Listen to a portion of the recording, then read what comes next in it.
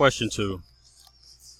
The weights of bags of ready-to-eat salad are normally distributed, meaning it fits this bell curve here,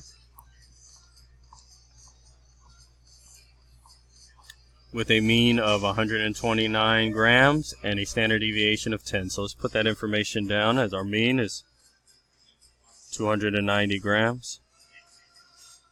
Our standard deviation is 10. Okay, so we can put this in our bell curve. Let's look at the question first. What percent of the bags weigh less than 180 grams? All right, so first we're going to put our information into the bell curve, and we'll be able to answer any questions. So we have a mean 290 with a standard deviation of 10. So that means we're going to add 10 to the right, subtract 10 from the left. So this will give us 300. This will give us 310. 10 more give me 320. Going back the other way, 280, 270, 260. Again, we started with 290 in the middle, add 10 this way, subtract 10 this way.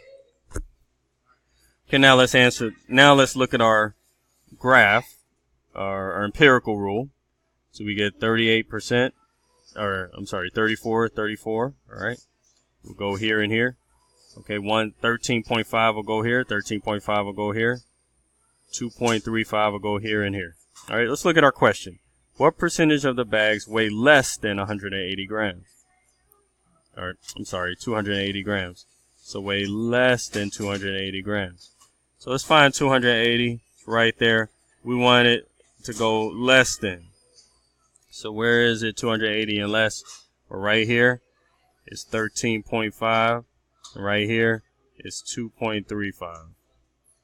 If we add that together, going down is 16%. So that's just simply adding 2.35 plus 13.5. Sorry about the little line there. But if you add it together, you get about 15.85 rounded up to 16%. So our answer is 16%.